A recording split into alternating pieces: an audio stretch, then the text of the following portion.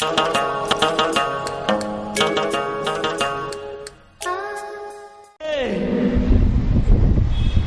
اوروں کی تلوار کے نیچے نہیں آ رہا تھا، تیری ہی تلوار کے نیچے کیوں آ رہا تھا؟ کبھی غور کیا ہے؟ کہا کیوں آ رہے تھے؟ کہا بیٹے پورے بدر کے میدان میں کافروں میں سب سے زیادہ نظر میری تیری اوپر تھی اور میں تجھی کو تلاش کر رہا تھا۔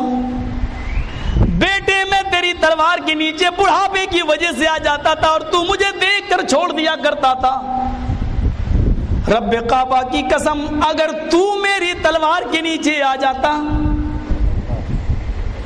تو میری تلوار کے نیچے آ جاتا اور گردن اٹھاتا، میں دیکھ لیتا کہ یہ میرے نیچے میرا بیٹا ہے۔ قسم ہے اس ذات کی جس کے قبضے میں میری جان ہے، محمد کی جان ہے، ساری کائنات کی جان ہے، میں تیرا چہرہ دیکھنے کے باوجود بھی قتل کر دیتا۔ یہ نہیں دیکھتا کہ مرنے والا میرا بیٹا ہے، بلکہ یہ سمجھ کر قتل کر دیتا کہ قتل ہونے والی گردن محمد رسول اللہ کے دشمن کی ہے۔ یہ تھے رسول سے محبت کرنے والے، رسول سے محبت کرنے والے۔ کیسے کیسے واقعات بھرے پڑے ہیں۔ والناس اجمعین، ساری دنیا ایک طرف اور رسول اللہ ایک طرف۔ ساری دنیا ناراض ہو جائے لیکن محمد کا رب ہم سے ناراض نہ ہونے پائے، یہی سرخروئی ہے، یہی کامیابی ہے، یہی کامیابی۔ یاد کرو श्रीमद् भागवत महान पुराण स्कंद 12 अध्याय नंबर 2 और श्लोक नंबर मंत्र नंबर 25। चतुर्बिभ्रात्रमिदेव कृष्यामि कलिछियं भवन्तो बांधवा देवा स्वासेनाउत्रश्यथा विचरन्ना शुना छोड़िया हैना परती मगुति निर्पलिंग दो दस्योनि कोटि शोनि हनिष्यति।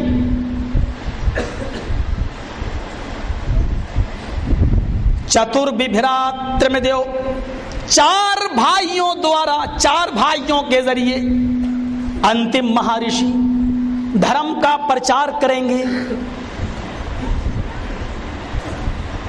करिष्यामि कलिछियम, और उनके चाहने वाले अनुयायी मानने वाले उसके लिए अपनी जान को नछावर करने वाले, अपनी जान लुटाने वाले, अपने आप को कुर्बान कर देने वाले होंगे। भवंतो बांधवा देवा, वो जिस जंग में जाएंगे आसमान से देवता देवा उतरेंगे, आसमान से फरिश्ते उतरेंगे उनकी मदद के लिए, उनकी सहायता के लिए, जैसा कि जंग बदर में उतरे थे। मोहम्मद सल्लल्लाहु अलैहि वसल्लम की तरफ इशारा है। चार भाइयों द्वारा धर्म का प्रचार करेंगे, सगे भाई मुराद नहीं है, चार भाइयों से मुराद चार खलीफा, और आपने इन चारों के जरिए धर्म का प्रचार किया है, इस्लाम को फैलाया और किरमानुसार इन्हीं को खिलाफत मिली नंबर से, और अनुयायी उन पर अपनी जान निछावर करेंगे, इसमें कोई शक नहीं है। ऐसे ऐसे लोग जान निछावर करने वाले थे, जान निछावर और माल दोनों। माल का जहां तक मामला आया तो देखिए बाइबल में लिखा है कि ईसा अलैहिस्सलाम ने पितरस से कहा तुम्हारे पास कितनी दौलत है? पितरस ने कहा इतनी इतनी। कहा सारी दौलत अल्लाह की राह में बांट दो, कोई अमीर आदमी अल्लाह की जन्नत में नहीं जाएगा। पितरस ने कहा सारी दौलत इतनी मेहनत से कमाई है।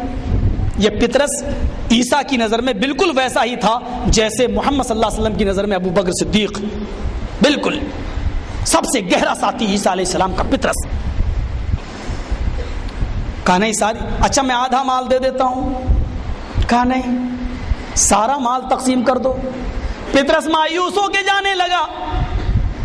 ईसा ने, जीसस ने बुलाया, ईसा ने इधर आओ, ये सुई है, इस सुराख में ऊंट दाखिल हो जाएगा। पितरस बोला नहीं, کہا کہ یہ تو آسان ہے کہ سوئی کے سوراخ میں اونٹ چلا جائے، لیکن یہ آسان نہیں ہے کہ اللہ کی جنت میں کوئی امیر آدمی جائے۔ جب تک تم ساری دولت کو غریبوں میں نہیں لٹاؤ گے تم جنتی نہیں۔ پطرس نے کہا ساری دولت تو میں نہیں لٹا سکتا، چاہے جنت ملے یا نہ ملے۔ یہاں ایک جنگ کا موقع ہے، اللہ کے نبی صلی اللہ علیہ وسلم فرما رہے ہیں اللہ کی راہ میں اپنے مال کی قربانی کرو، لاؤ دو۔ سارے صحابہ حیثیت کے مطابق لائے۔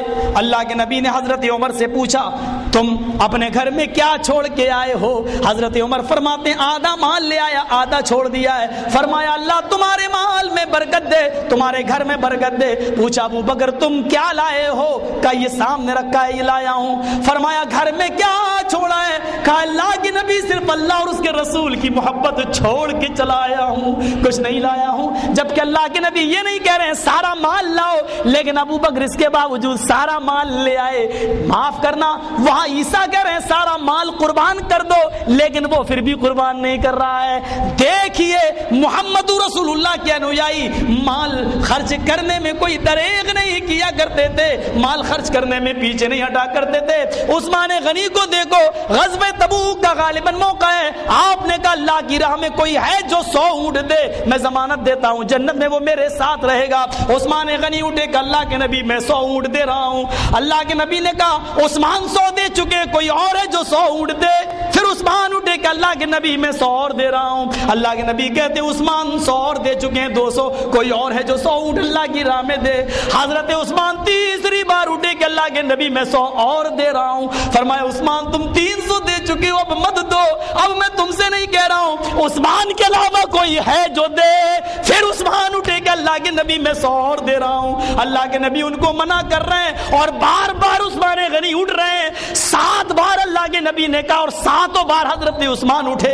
اللہ کے نبی کو کہنا پڑا آئے عثمان آج تم نے اتنی بڑی نیکی کا کام کیا ہے کہ ابھی آسمان سے جبرائیل آئے اور مجھے یہ بتا کر گئے ہیں کہ عثمان سے کہہ دو آئے لوگوں سن لو، آج جبرائیل مجھ سے کہہ کر گئے ہیں ما ذرہ عثمان ما ذرہ عثمان ما ذرہ عثمان ما عمل بعد اليوم قدو۔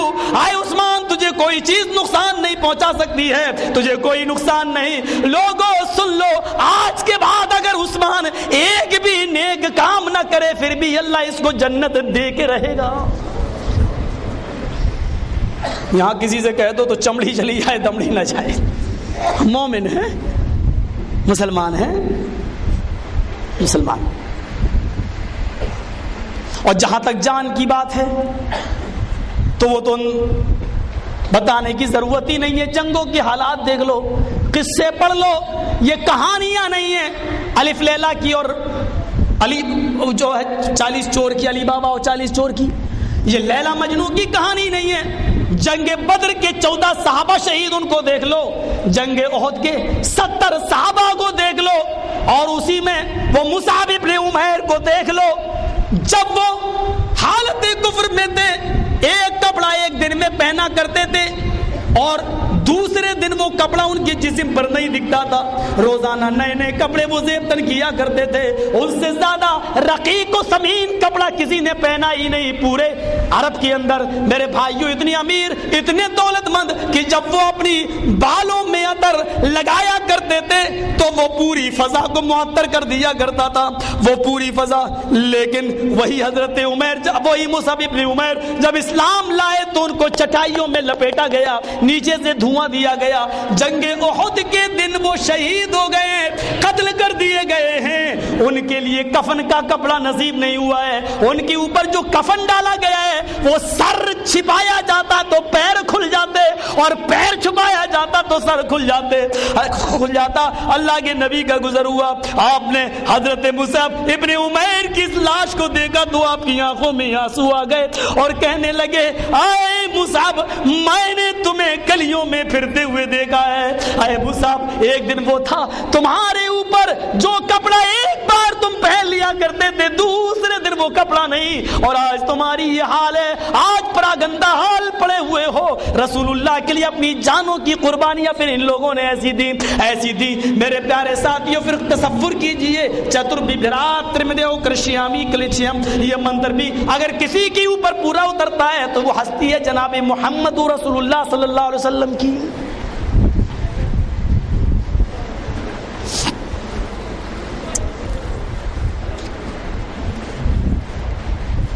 کھانا پک گیا ہے، بیوی اپنے شوہر کا انتظار کر رہی ہے، ابو داؤد کی روایت۔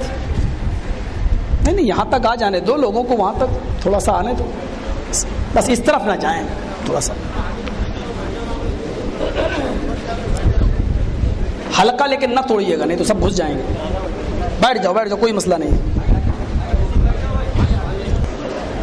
کھانا پک کر تیار ہو چکا ہے، بیوی اپنے شوہر کا انتظار کر رہی ہے، بچے بھوک سے بلبلا رہے ہیں، امی کھانا امی کھانا، اور امی کہہ رہی ہیں ابو مسجد میں گئے ابھی آنے والے ہیں، بیٹا تھوڑا انتظار کر لو۔ شروع اسلام کی بات، دسترخوان لگا دیا، ہانڈی گوشت کی رکھ دی، پلیٹیں سجا دی۔ بیوی سوچتی ہے شوہر آ جائیں کہ ان کے ساتھ بیٹھ کر میں کھانا کھاؤں اور بچوں کو بھی کھلاؤں۔ تھوڑی دیر کے بعد دروازے پر جھانک کر دیکھتی ہے تو مسجد سے شوہر نکلتے ہوئے چلے آئے، چہرے پہ مسکراہٹ آ گئی۔ بچوں صبر کر لو، دیکھو تمہارے ابو آ رہے ہیں۔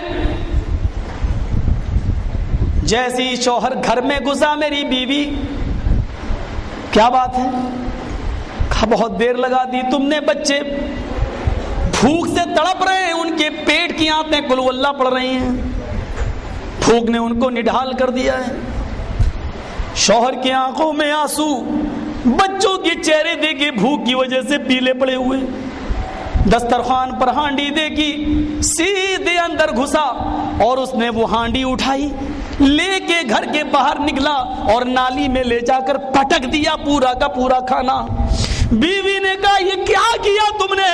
کہا میری پیاری بیوی، آج ہی اللہ کے نبی صلی اللہ علیہ وسلم پر قرآن کی آیتیں نازل ہوئی ہیں، انما حرم علیکم المیتۃ والدم، تمہارے اوپر مردار حرام کر دیا گیا ہے۔ اللہ کے رسول نے آج ہی مسجد میں لوگوں کو بتایا، منع کیا، نہانا عن لحوم المیتۃ، اللہ کے رسول نے مردہ جانور کے گوشت کو کھانے سے منع کیا ہے۔ میری بیوی یہ مردہ جانور کا گوشت تھا جو میں لے کے آیا تھا، اب تک حلال تھا، میں کھا رہا تھا، آج ہی نبی پر یہ آیت نازل ہوئی ہے، میں اپنے بچوں کو بھوکا مرتے ہوئے دیکھنا گوارا کر لوں گا، لیکن جناب محمد رسول اللہ کی نافرمانی کرنا میں گوارا نہیں کروں گا۔ میرے پیارے ساتھیوں، تصور کرو اس واقعے سے اور پھر جائزہ لے کہ ہم کیسے لگ رہے ہیں۔ ہم بھی محبت کرتے ہیں، ہمیں محبت نہیں بلکہ عشق ہے۔ محبت کو کراس کر کے عشق کی دہلیز میں ہماری محبت کراس کر گئی ہے، آگے بڑھ گئی ہے۔ ایک بیماری کا نام ہم نے رکھ لیا ہے۔ تصور کیجئے ہم تو گناہوں کے کام نہیں چھوڑ پا رہے ہیں، یہ کون سا اسلام ہے؟ یہ تالی بج رہی ہے، بلا لو مدینہ، اور جھانچ رہے ہیں، کون سا اسلام؟ تصور کیجئے یہ کوئی اسلام ہے؟ تصور کیجئے کوئی سعودی عرب میں ایسا جھوم کے دکھا دے، ایسا ہنٹر ماری جائے، خود حاضر رجل مشرک خدا ڈال دیا جاتا ہے جیل میں۔ میرے سامنے 3-4 کو ڈالا ہے، اور چھوڑا تو ان کے پاسپورٹ پر خروج کی مہر لگا دی، زندگی بھر نہیں گھس سکتے تم سے۔ یہ کون سا اسلام ہے جو پیش کر رہے ہو؟ اور تھوڑی چھٹی ملی، آ گئے، کہاں کے آ گئے پتہ نہیں کہاں کے آ گئے۔ مولوی صاحب ذرا دیکھ لو کیا ہوا، میری بیوی، ہاں مولوی صاحب نے دیکھ لیا، بڑی خوبصورت ہے، کیا ہوا؟ ارے 6 سال سے بچے نہیں ہو رہے مولوی صاحب، علاج کرا کرا کے تھک گیا، ادھر آؤ، نبض دیکھی، ہائے مولوی صاحب ہیں، ارے اس کے اوپر تو جنات ہے، بچے کہاں سے ہوں گے؟ کیا ہوگا مولوی صاحب؟ جنات ہے، ہاں بہت بڑا سایہ ہے، اس کا تو اتارا کرنا پڑے گا، رات میں اس کا جنات اتارنا پڑے گا۔ مولوی صاحب رات میں؟ ہاں رات میں، دن میں مجھے فرصت نہیں. رات میں اتارنے کے لیے لے جا رہا ہے، اس کا شوہر اس کے ساتھ جا رہا ہے. تم کہاں جا رہے ہو؟ کہ میری بیوی ہے. چپ، تو یہیں بیٹھ. ارے میری بیوی ہے وہ. ارے اس کا جنجات اتر کے تیرے اوپر چل جائے گا. ایک اور مصیبت، مولوی ہارنے والا نہیں ہے. بیوقوف بنانے میں جتنا ان مولویوں نے پرائم منسٹروں کو فیل کر دیا ہے، سیاستدانوں کو فیل کر دیا ہے. کہتے ہیں کہ ایک شکاری کے جال میں کوا اور کبوتر دونوں پھنس گئے. کوا بھی رو رہا ہے، کبوتر بھی رو رہا ہے. کبوتر کو غصہ آیا، کبوتر نے کوے سے کہا چپ، روتے روتے پریشان کر دیا. کوا بولا تو بھی تو رو رہا ہے. کبوتر بولا میں تو اس لیے رو رہا ہوں کیونکہ میں حلال ہوں، اور یہ شکاری جال میں سے نکالے گا اور کاٹ کے ہم کو کھائے گا، ہمیں تو کٹنا ہی کٹنا ہے، اس لیے میں رو رہا ہوں. تو کیوں رو رہا ہے؟ تو حرام ہے. تیرا کیا کرے گا شکاری؟ تجھے تو جال سے نکالے گا اور اڑا دے گا، تیرا کرے گا کیا؟ کوا بولا یہ جال مولوی کا ہے، جاہل کا نہیں ہے. کہا کیا بات کر رہے ہو؟ کہاں یہ جال مولوی کا ہے اور ہمیں ڈر لگ رہا پتہ نہیں کب حلال کا فتویٰ دے کے مجھے بھی کاٹ کے نہ کھا جائے. جو کوے اور کبوتر تک مولویوں سے پریشان ہوں تو پھر عوام ایک کہتا اوپر باندھو، ایک کہتا نیچے باندھو. مولوی صاحب کیا صحیح؟ دونوں صحیح. ایک کہتا آمین زور سے بولو، ایک کہتا آہستہ بولو. دونوں صحیح. میں ہی پاگل ہوں، کر دو بریلی کے پاگل خانے میں بھرتی ہے، رانچی میں، آگرہ میں، کہاں لے جاؤ، کر دو، میں ہی پاگل ہوں. دونوں صحیح. ایک کہہ رہا حلال، ایک کہہ رہا حرام، دونوں صحیح. عجیب کیفیتیں پیدا کر دی ہیں، دین کو سمجھنا مشکل بنا دیا ہے. میرے پیارے ساتھیوں، آج ہم جائیں تو کہاں جائیں؟ ڈاکٹر امبیڈکر نے جب اسلام قبول کیا، قرآن حدیث پڑھی تو اسلام سمجھ میں آ گیا، کر لیا خوشی میں 20,000 لوگوں کے ساتھ. مہاتما گاندھی نے کہا مسلمان ہو گئے ہو، بڑی خوشی کی بات ہے. کیوں اسلام کیوں قبول کیا؟ بولے ہمارے چھوت چھات ہے، برہما نے اپنے منہ سے برہمن کو پیدا کیا، ہاتھ سے ٹھاکر کو پیدا کیا، پیروں سے ہریجن کو. ارے یہ کوئی دھرم ہے؟ اس لیے اسلام کے اندر سب کو برابر برابر کہا گیا ہے، سب آپس میں بھائی بھائی ہیں. یہ کہا تو کون سا اسلام قبول کیا ہے؟ کہا کیا؟ کہا حنفی، شافعی، مالکی، حنبلی، قدری، جبریہ، چشتی، کرامتاب، مرجیہ، قادیانی، اہل قرآن. کون سا؟ اس نے سب کا کتنا زبردست مطالعہ تھا مہاتما گاندھی کا. کون سا اسلام؟ اس نے کہا قرآن پڑھا سمجھ میں آ گیا، حدیث پڑھی سمجھ میں آ گیا. اب ہم کو ان 72-73 لوگوں میں اب ایک ہی صحیح ہے. اب ہمیں اس ایک صحیح تک پہنچنے کے لیے پھر ہم 73 کو پڑھیں، 72 کو پڑھیں، اور جب تک ہم 72 کو پڑھیں گے، مطالعہ کریں گے، تب تک تو میری رام رام ستیہ ہو جائے گی، ہم مر جائیں گے اور صحیح مسلک تک نہیں پہنچ پائیں گے، صحیح جماعت تک نہیں پہنچ پائیں گے. اس نے کہا اسلام کو بھی طلاق دے رہا ہوں، میں بودھ دھرم قبول کر رہا ہوں. اس نے اسلام کو بھی چھوڑا اور پھر بودھ بن گیا. میرے بھائیوں، قرآن پڑھا سمجھ میں آ گیا، حدیث پڑھی سمجھ میں آ گیا. کتنا بڑا نقصان ہوا. فرقے جب اس کے سامنے پیش کیے گئے تو اس نے قرآن و حدیث کو چھوڑ دیا، اس نے اسلام ہی چھوڑ دیا. آج قرآن پیش کرو لوگوں کے سامنے، آج حدیث پیش کرو. میرے بھائیوں، قرآن کہتا ہے شہر رمضان الذی انزل فیہ القرآن، رمضان کا مہینہ وہ بابرکت مہینہ جس میں قرآن نازل ہوا. ھدی للناس، ساری دنیا کے لیے قرآن ہدایت ہے. ھدی للناس، اور جو ساری دنیا کے لیے ہدایت ہو، جو یہودیوں کے لیے ہدایت ہو، جو عیسائیوں کے لیے ہدایت ہو، کیا وہ قرآن مسلمانوں کے لیے ہدایت نہیں ہو سکتا ہے؟ افسوس یہ ہے کہ جو قرآن ساری کائنات کے لوگوں کے لیے ہدایت ہے، آج وہ اپنے ہی درمیان وہ آج میرے بھائیوں ناشنا بنا ہوا ہے. آج ہم اسی قرآن کو نہیں پہچان رہے ہیں اور اس کی تعلیمات سے نہیں مت پڑھو، پڑھو گے اس کو سمجھ نہیں سکتے ہو تم، اور پتہ نہیں کیا کیا باتیں پیش کر دی جاتی ہیں. میرے بھائیوں، قرآن پڑھو. وَلَقَدْ يَسَّرْنَا الْقُرْآنَ، ہم نے تو بہت آسان کر دیا اس قرآن کو تمہارے سمجھنے کے لیے، سمجھو اس. ڈاکٹر ذاکر نائک جب قرآن کی تشریح کرتے ہیں تو کتنے آدمی مسلمان ہوتے ہیں اسٹیج کے اوپر، کتنے لوگ اسلام وہی قبول کرتے ہیں. غیر مسلم قرآن سن رہا ہے، سمجھ رہا ہے، اسلام لا رہا ہے، اور ہم مسلمان ہو کر کہتے ہیں قرآن ہم نہیں سمجھ سکتے. بڑی عجیب بات ہے.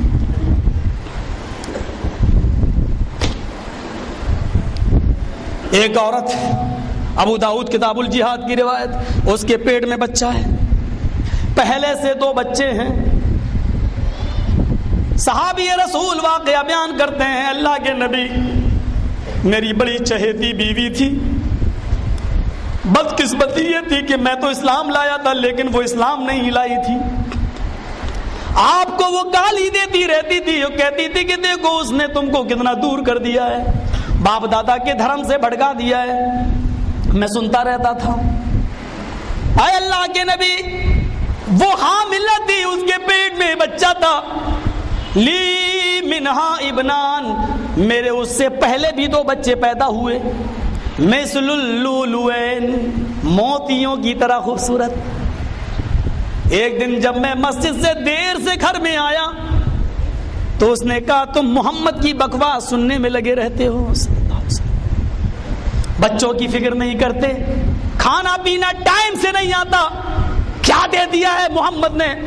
وہ آپ کو گالی دینے لگی، میں آپ کی عدالت میں آیا ہوں، آپ مجھے قتل کر دیجئے۔ کہا کیوں؟ کہا اللہ کے نبی جب اس نے آپ کو آج گالی دی میں گھر میں گھسا تو آج مجھے غصہ آیا، میری نظر گھر کے آنگن میں پڑی، اونٹ کو نہر کرنے کا کھنجر پڑا ہوا تھا، میں نے وہ کھنجر اٹھایا اور وہ پورا کا پورا کھنجر میں نے اپنی بیوی کے پیٹ میں دے مارا، میری بیوی کا پیٹ پھٹ گیا، بچہ بھی مر گیا، بیوی بھی ٹھنڈی ہو گئی، میں آیا ہوں، اگر یہ جرم ہے تو میں نے یہ جرم کیا ہے، میں سب کچھ گوارا کر سکتا ہوں، کوئی آپ کو گالی دے یہ مجھ سے گوارا نہیں ہو سکتا۔ اللہ کے نبی نے فرمایا محمد رسول اللہ کے سپاہی سے کوئی بدلہ نہیں لیا جائے گا، جاؤ تم نے اس کو مارا ہے جس نے مجھے گالی دی ہے، اور جو نبی کو گالی دے مجھے گالی دے، اس کی اسلام میں یہی سزا ہے کہ اس کو اس دنیا میں زندہ رہنے کا حق نہیں ہے۔